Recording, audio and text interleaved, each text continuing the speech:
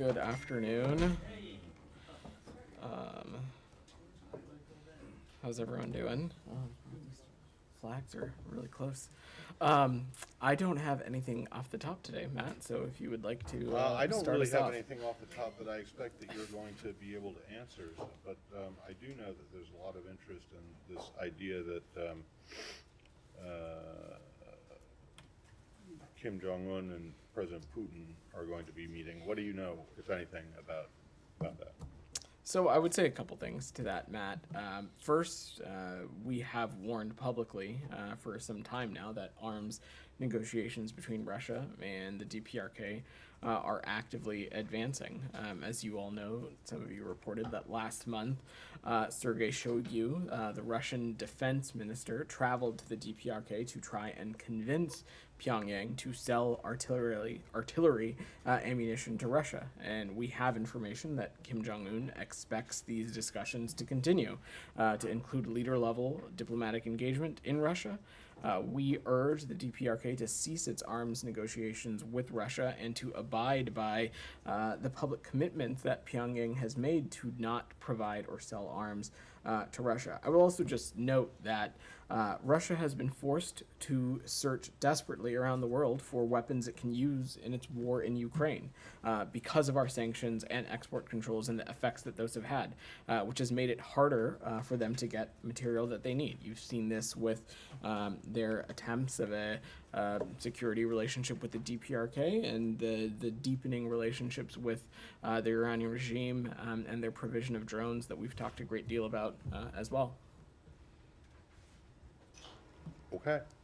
All right. Could I just present that a little bit? Sure. In terms of the information that actually leads the U.S. to believe this, I mean, obviously, I'm sure you're not going to discuss intelligence here, but the Kremlin, for example, isn't actually confirming that this would take place. But the U.S. is reasonably confident that it expects this not to take place. I'm not going to get into more of the details from here, Sean, as you said, but again, we have warned publicly about this before, and it's of course something that continues to be concerning, and we're paying close attention to as it progresses.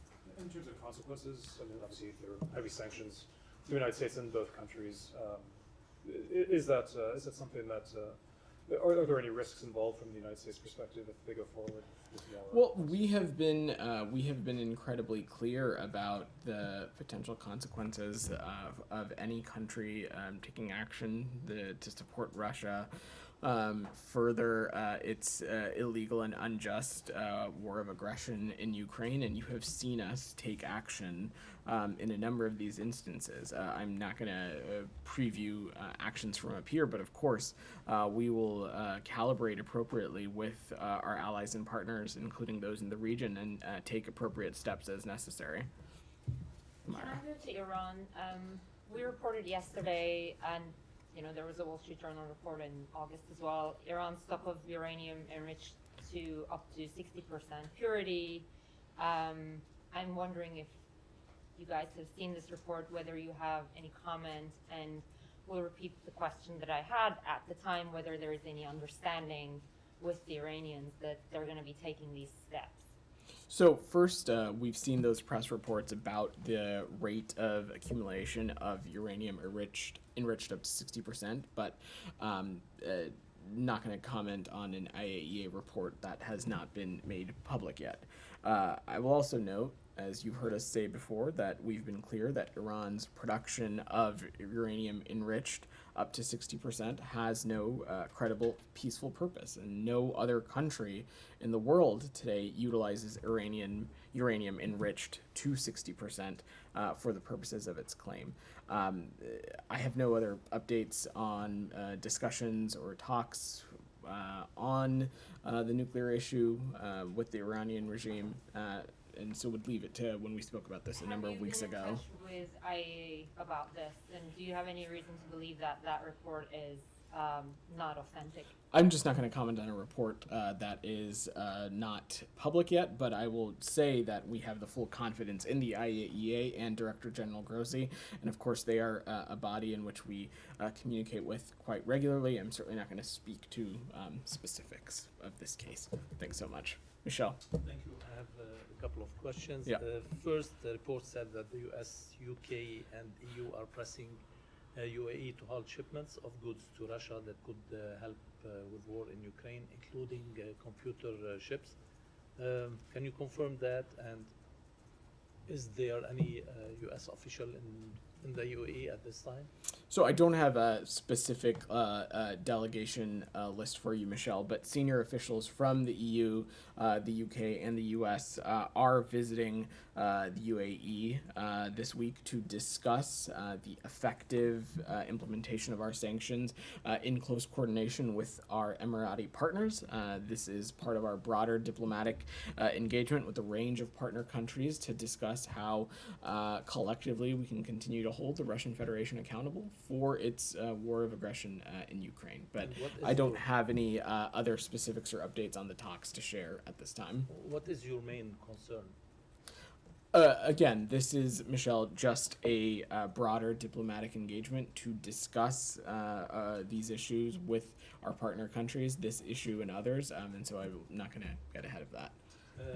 One on Saudi Arabia. Sure. Can you confirm that Assistant Secretary Barbara Leaf is in Saudi Arabia with Brett McCurk to discuss the normalization between Saudi Arabia and Israel? So, Deputy Assistant to the President and NSC Coordinator for the Middle East and North Africa, Brett McGurk, will be in Saudi Arabia for routine consultations on a range of regional and bilateral matters. He is joined by Assistant Secretary Barbara Leaf, as well as Special Envoy for Yemen, Tim Lenderking. This was a long scheduled visit. Brett will also be stopping by to see the leadership of Bahrain before the visit to the Crown Prince to Washington next week as well. So again, as I said, this was a long scheduled visit on a multiplicity of issues that at the nexus of our bilateral and regional matters. Go ahead. Thank you, Mr. Patel. Two detailed question, one quick one. Okay, let's maybe do one question and then we'll One try and quick come back to you as I work the room. Go ahead. Okay. Go.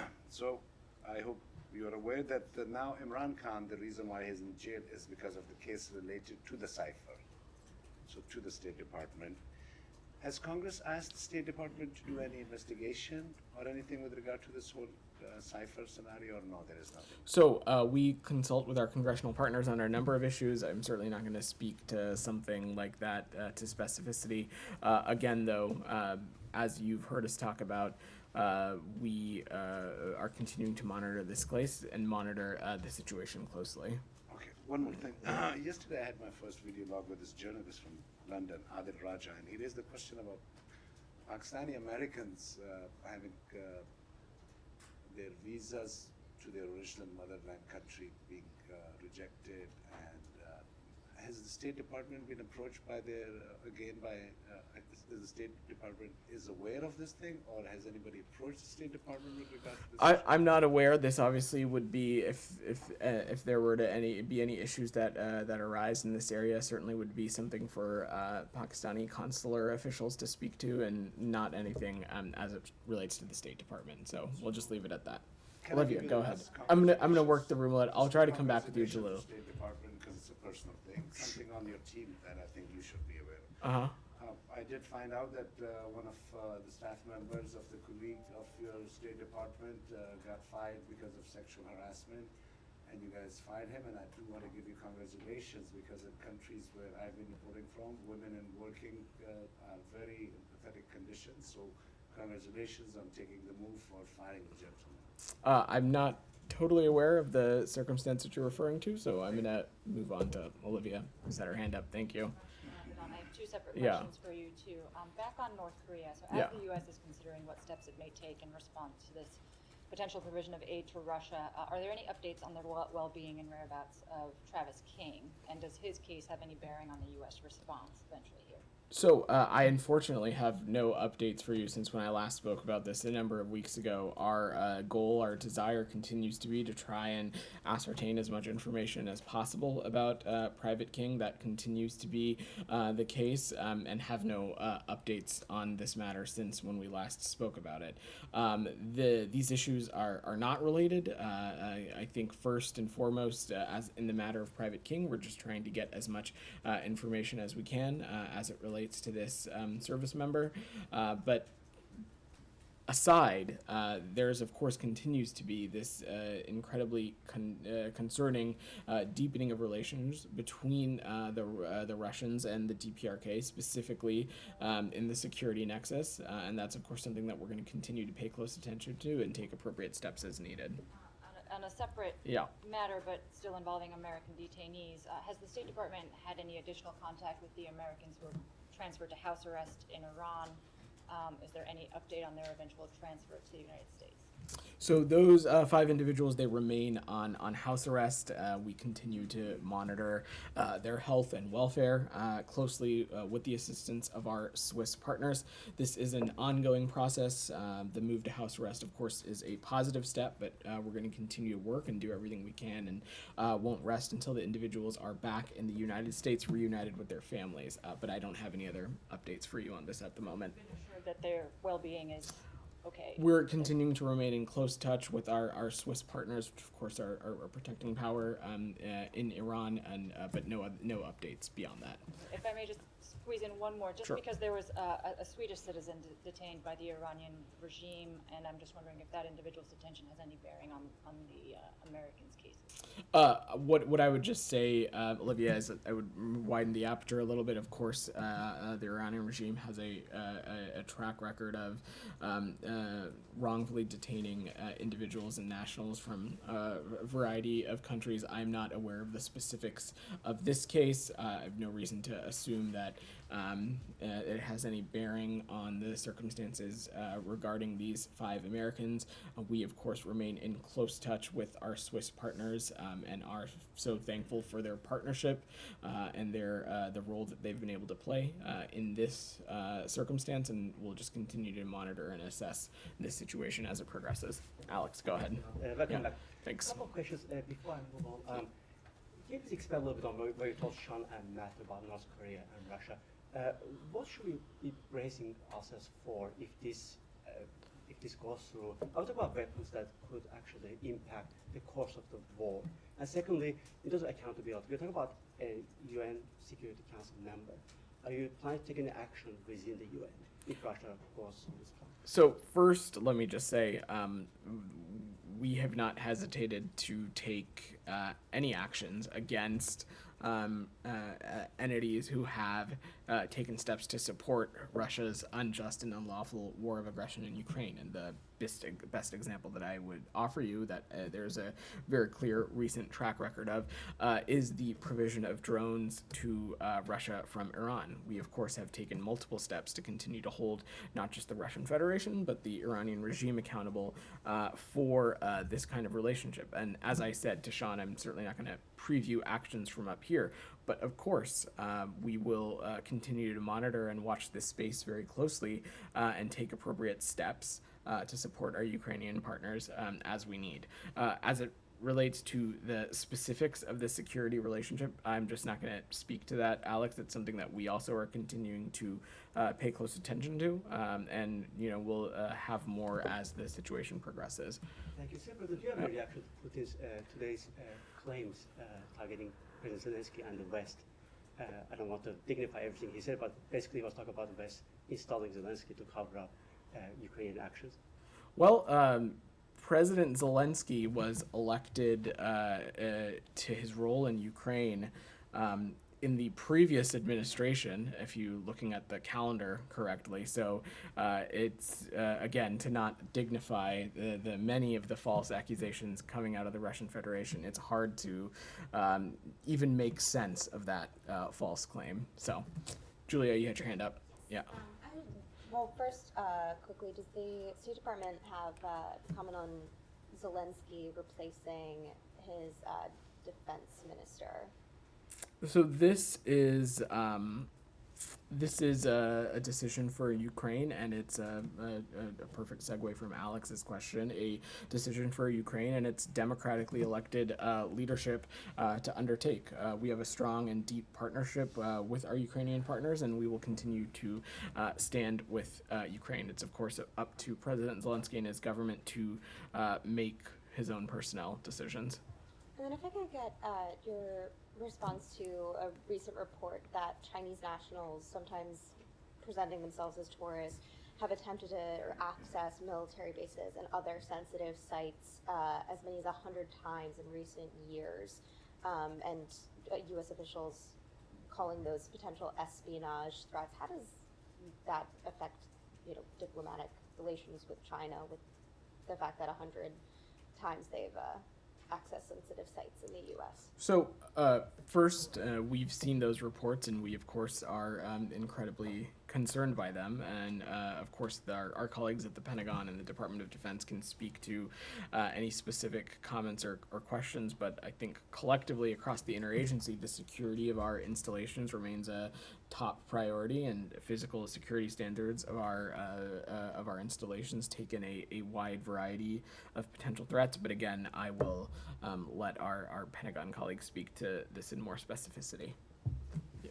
Go ahead. I can come back to you, Julie, after. Go ahead. Yeah. Thanks so much for that. Yeah. Appreciate it. I was just wondering if you could confirm that acting special envoy for Iran, Abram Paley, did in fact speak with the son of Shahab Dalili, I guess 2 weeks ago, and told him that there was no progress, that his father was still not deemed wrongfully imprisoned. So that is accurate. Abram had the opportunity to speak with members of the Dalili family. Again, would reiterate what we've said previously, that he has not been determined to be wrongfully detained. But yes, we've been in touch with the family, and we will continue to remain in touch with them as we would in any consular situation like this. Just very Yeah. Is that something you're still looking into, whether to deem him wrongfully? I'm just not going to speak to the specificity of these cases. What I will say broadly is that, of course, in any circumstance when an American citizen is detained or an American national is detained, in this circumstance, we are, of course, assess the situation for indicators that would be consistent with a wrongful detention designation. That work is always ongoing, and when we have updates to share as it relates to someone's status, we of course will share those. DR, go ahead. Thank you, Madam. Two quick questions about Iraq. The first, what's your comment about the recent events in Kirkuk, which is a disputed area in Iraq? They were protesting between the Kurds and Arabs. 4 protesters were killed and dozens were wounded and arrested. What's your comment on that, and what does the U.S. view about the current tension between Kurds and Arabs in Kirkuk? So we're closely monitoring the tensions in Kirkuk. We condemn the violence that took place and express our condolences to the families of those killed. The U.S. calls on all parties to resolve any disputes through dialogue and through the activation of Article 140 of the Iraqi Constitution. One more question between the disputes between Baghdad and Erbil over the budget and also revenue sharing.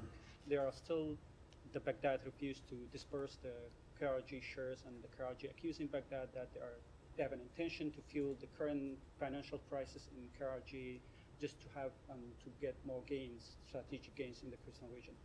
Have you any engagement with both Baghdad and Erbil on this? We, of course, engage regularly with partners in Baghdad and Erbil, and I will let our missions in both of those cities speak to this engagement with any more specificity. Nick. Sorry if I missed this earlier. No, but, you're good. The Cuban government says it disrupted a scheme aimed at recruiting Cuban citizens to fight in Ukraine. The Cuban foreign minister called the plan last night a human trafficking ring.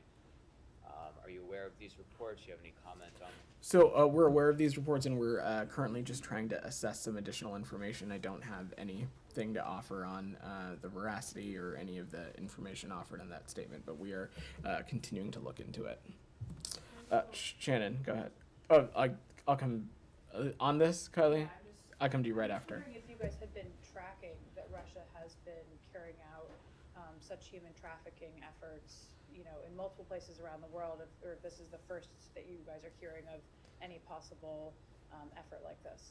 Well, Kylie, there is of course a reported track record of the Russian Federation having citizens specifically from Ukraine participate in forced relocation efforts. So certainly this kind of activity would not be new. Specifically as it relates to Nick's question, though, we're still looking into those reports and trying to get additional information. And in additional circumstances, I just don't have more specificity to offer from up here. Shannon, go ahead. Thank you. I wanted to ask about Travis Leak, the American detained Yep. in Russia. He was in court the other day, and he said that the Russians are starving him while he's in prison. Now, the NSC said the State Department has had some consular access to him. So I was wondering if you could give an update on if that is in fact the case, if he's not getting adequate nutrition, and also if there are any updates on whether he is considered a wrongfully detained American or where that evaluation process is. So we are monitoring the ongoing detention of Michael Travis Leak in Moscow. We are continuing to seek consular access to Mr. Leak and continue to insist that the Russian Federation allow consistent, timely consular access to all U.S. citizen detainees, consistent with the consular conventions that we have in place. Embassy officials have attended his arraignment on June 10th, as well as hearings on August 3rd and 21st, and are closely monitoring the developments, including the recent hearing yesterday. We're remaining in close touch with his family, and will continue to monitor his case as it relates to any update in designation. As I said to the earlier question, in cases broadly, we review the circumstances surrounding the detentions of all U.S. nationals overseas, including those in Russia, for indicators that they could be wrongful. Just one quick follow-up. Yeah. On consular access, can you say when you last were able to obtain that in this case? So that's what I'm saying. We are continuing to seek consular access for Mr. Leak. That has correct. We have not been granted consular access to Mr. Leak yet. Go ahead. President Erdogan and Putin met in Sochi yesterday, and it seems like Russia has demands, including a return of agricultural bank to the SWIFT payment system and ensuring the ships involved in the grain initiative. Any comments on Russian demands? So Russia's decision to terminate its participation in the Black Sea Grain Initiative, it hurts communities vulnerable to food insecurity around the world. And we welcome the efforts of our Turkish partners, including President Erdogan, to try and convince Russia to return to the deal. And we are continuing to engage with the UN and Turkey, both of which have worked very hard to make the BSGI possible previously and functional. And we also thank our NATO ally Turkey for its important role in the efforts to try and get the Black Sea Grain Initiative back on track. Yeah, go ahead. So, can you confirm the reports that the U.S. is proposing the Danube River route as an alternative to the Black Sea Grain Corridor? And if so, have you evaluated the risks it may carry, including the risks of further military escalations there? Like, how are you planning to protect those ships from Russian attacks? Thanks for your question. I spoke a little bit about this a number of weeks ago. The one thing that I can say clearly is that it is our goal and our hope that Russia re-enters the Black Sea Grain Initiative, so grain and food product can get to the places that it needs to go.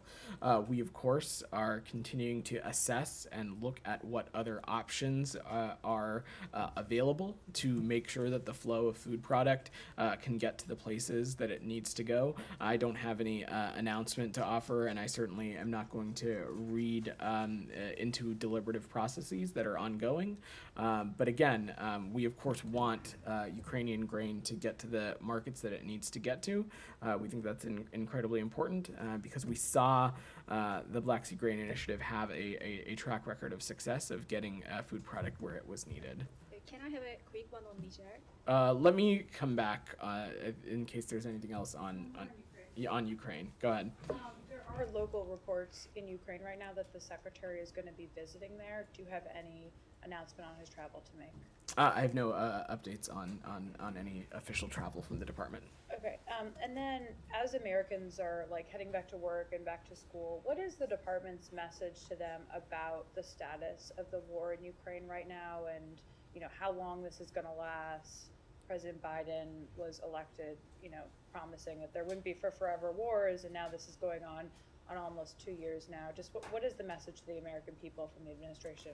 Right now? What I would say, Kylie, is that I think the American people recognize the importance of ensuring that countries cannot act without impunity. And what we have in this instance is Russia trying to totally subjugate and erase the borders of its neighbor. And you see the Russian Federation doing so with immense aggression.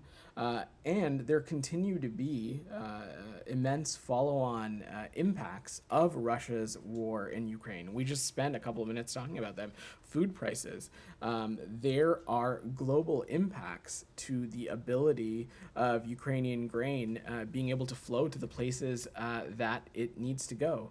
And that, of course, is something that's going to affect kitchen tables all around the world, including in the United States. Does the administration believe that a peaceful resolution to the war is any closer now than it was, say, 6 months ago? I'm just not going to speculate or prognosticate on something like that, Kylie. The important thing is for us is to continue to stand with our Ukrainian partners as they endure this. I will note to anybody asking questions about things like a conclusion or a negotiation is that the Ukrainians and President Zelensky had very clearly laid out a proposal for a just and durable peace and a conclusion to this war.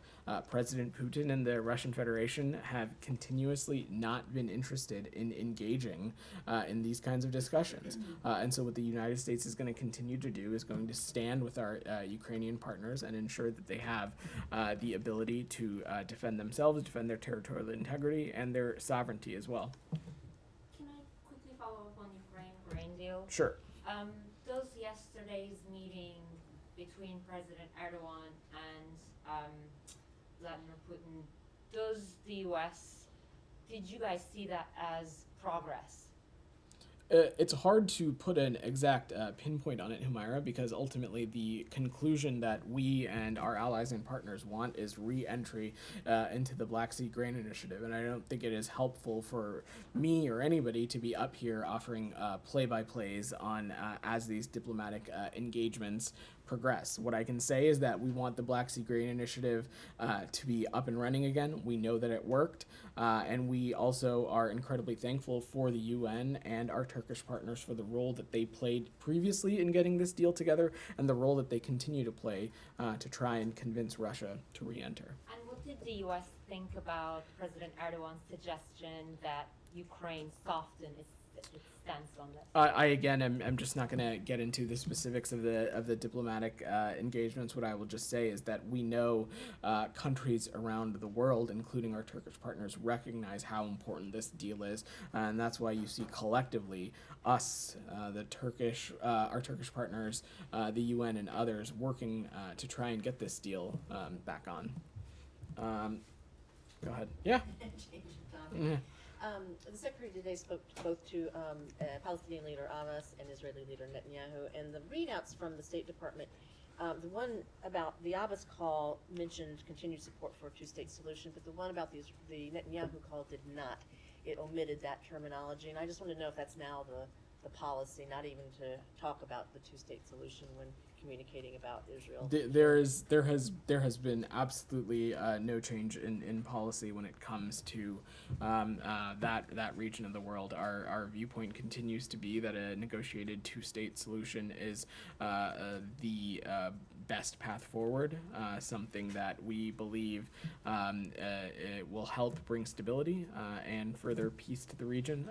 So I would not read too significantly into the discrepancy. included, just- I don't. I have no doubt that things like that are discussed quite regularly with our Israeli counterparts, and it's something we speak about from up here quite regularly. So, Sean, Sure. go ahead. Also involves ships and Ukraine. Fun.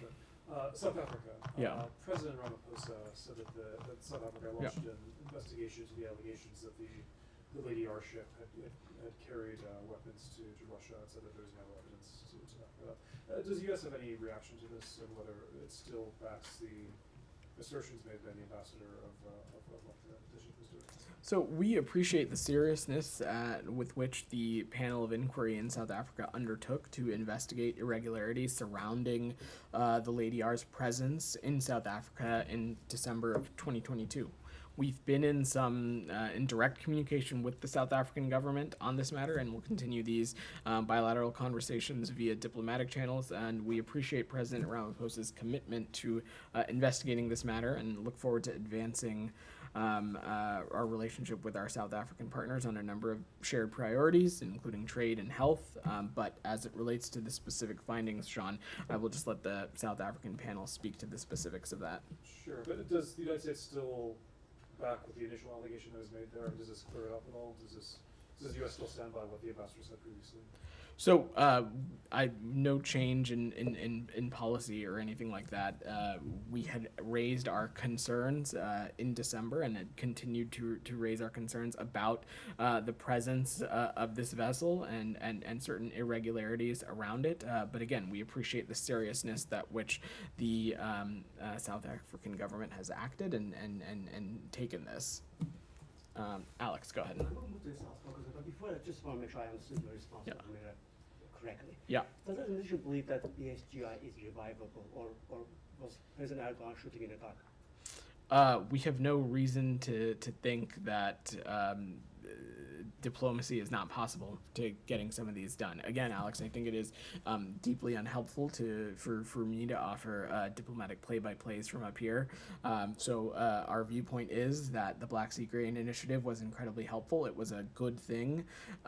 It was a good thing to the tune of millions of metric of tons of grain getting to the ports and markets that it needed to get to, and we will continue to work with partners to try and get the Russian Federation to rejoin.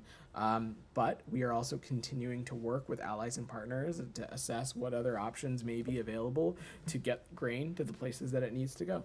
Thank you. On the South Caucasus, Yeah. Armenia, Azerbaijan, Matt had a statement last week on the current state of play in the region and current situation around the conflict. Has the situation been developing since the statement, or what is your observation? Is it worsening? And has there been any communication with the sides? I know that Armenian ambassador was in this building. Besides that, has there been any communication?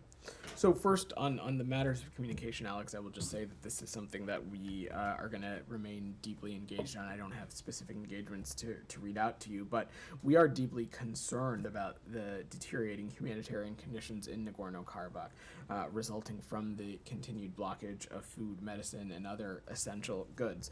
The U.S. has worked continuously with the sides over the past several weeks to allow humanitarian assistance to reach the population of Nagorno-Karabakh, and we reiterate our call to immediately reopen the Lachin corridor to humanitarian, commercial, and passenger traffic as well. Thank you. I have one more on Georgia, if I Sure. may. Georgian pro-Russian government is now going after one of their own president, who is trying to pursue European pathway, and they're trying to impeach her. Does you guys have any comment on? So we've been clear, as have the Georgian people, and we've been clear in what we've been seeing, which is that the Georgian people have been clear that they see their future with Europe and the European Union, and has given Georgia a clear roadmap to achieve a candidate status. And we urge the Georgian government and all stakeholders to come together now and work towards that objective, especially to implement the reforms required to achieve EU candidate status. And the need of a unified Georgia has never been more urgent. Go ahead. Yeah. But is Deputy Assistant Secretary Goldrich is still in Syria, and what was his message to the SDF and the tribal forces? So, Deputy Assistant Secretary Goldrich and OIR Commander Major General Vowell met in northeast Syria with the SDF and the SDC and tribal leaders from Deir el-Zur. They agreed on the importance of addressing the grievances of the residents of Deir el-Zur, the dangers of outsiders interfering in Deir el-Zur, and the need to avoid civilian deaths and casualties, and the need for de-escalation violence as soon as possible. Deputy Assistant Secretary Goldrich and Major General Vowell reiterated the importance of a strong U.S. partnership with the SDF in the de-ISIS efforts. Is he still there? I don't have any specifics updates on his status. I believe so. What was that line? Talked about the dangers of outsiders? Interfering with Deir el-Zur. Okay. And outsiders you define as? People from outside of the region. Oh, like the United States? That's, I take your point, Matt. That's not. You do? Yeah. I don't think you do. Because it's not all outsiders that you're opposed to, quote unquote, interfering. And I'm not saying you are interfering, but, I mean, you would admit that the United States is an outsider in northeast Syria, correct? Certainly, and I Okay. think that All right, that's statement all. is what I'm referring to, Matt, is outsiders not committed to the convergence and joint partnership as it relates to the degradation of de-ISIS Okay. efforts. Go ahead in the back. What is the State Department's view on China's ban on Japanese seafood after the release of the treated water from the Fukushima nuclear plant? And do you think this can be classified as economic coercion from China? So I don't have any specifics as it relates to that policy from the PRC, but what I will just say, and you saw the Secretary speak to this a little bit when he was down here, is that we are satisfied with Japan's plans, which are safe and in accordance with international standards, including the IAEA nuclear safety standards. Japan has coordinated proactively with the IAEA on its plans, conducting a science-based and transparent process. We also understand that our Japanese partners have consulted scientists and partners from across the Indo-Pacific region on this matter. Go ahead. Recently, China has released a new official map that lays claim to most of South China Sea, and as well as contested parts of India. What's your comment on this? We note that the PRC recently released national map has elicited a wave of protests from countries that reject the territorial and maritime claims depicted on it. With respect to the dashed lines in the South China Sea depicted on the new map, like many countries, we reject the unlawful maritime claims reflected on that map and call on the PRC to comport its maritime claims in the South China Sea and elsewhere with the international law of the sea as reflected in the 1982 UN Convention on the Law of the Sea. China's expansive and unlawful maritime claims in the South China Sea were determined to be inconsistent with international law by a unanimous tribunal in the Philippines. China arbitration brought under the dispute settlement provisions of the convention. Go ahead. Thanks, Vedant. So the Biden administration has articulated its commitment to partners in Southeast Asia, but several Southeast Asian leaders expressed disappointment that President Biden wouldn't be attending the ASEAN summit.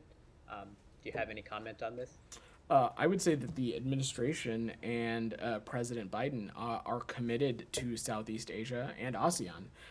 President Biden and Vice President Harris have visited 6 ASEAN member states, and the Secretary of State, Secretary of Defense, Secretary of Treasury, Secretary of Commerce, Secretary of Health and Human Services, the Secretary of Energy, the U.S. Trade Rep, Special Envoy Kerry, have all visited the region. Many of those were travels related to ASEAN meetings. The engagement with ASEAN and ASEAN member states enjoys strong bipartisan support. In the past year, 85 different members of both parties of Congress have visited ASEAN member states. It's also very clear that the president is interested and invested in what is happening in the region broadly, as he recently hosted the Republic of Korea and Japan at Camp David for a trilateral summit. This is a region that we will continue to engage in deeply, and I know that the Vice President looks forward to attending and representing the United States. So, okay, just along those lines, Yeah. do you have any comment on neither President Xi nor President Putin going to either one? To ASEAN or the G20? These are sovereign decisions or for UNGA. these are decisions for countries and their leadership to make. The question was raised that you know, Southeast Asian leaders are apparently upset that President Biden is not going to the East Asia Summit. The Vice President is going. However, neither the Russian president nor the Chinese president are going to that, nor are they either of them going to the G20, nor are they going to the UN General Assembly. So I'm just wondering if you think the questions along these lines are a little bit misplaced. Well, I think what is clear is that the United States has a pretty stellar track record of not just investment, prioritization, and engagement in Southeast Asia, but also certain multilateral fora, and we look forward to continuing to conduct our foreign policy in that manner. And I will let the Russian Federation and the PRC speak to their own reasoning. All right, thanks everybody. Sean, and then we'll wrap up. Just Warren Gilmore. Yeah, sure. Just the new junta, the new military leader says that he's committed to elections and releasing prisoners. Does the U.S. have any take on these promises? Do you see any positive inklings to this? We're, Sean, concerned by the evolving events in Gabon and remain strongly opposed to military seizures or other unconstitutional transfers of power. And we urge those responsible to release and ensure the safety of members of the government and their families to preserve civilian rule. And we call on actors to show restraint and respect for human rights, to address their concerns peacefully through dialogue following the announcement of the election results. You had your hand up. Let you go, and one more, and then we can Just wrap. had one quick follow-up. Yeah. Would you say that President Biden's decision to visit Hanoi instead of attending the ASEAN summit reflects a preference for bilateral meetings in Southeast Asia as opposed to larger summits? Absolutely not. As you just heard me say to Matt, the United States has a commitment to, of course, not just Southeast Asia, but multilateral fora as well. You needn't look further than the long litany of international travel that President Biden has undertook since coming into office. And I will just leave it at that. Thank you, everybody.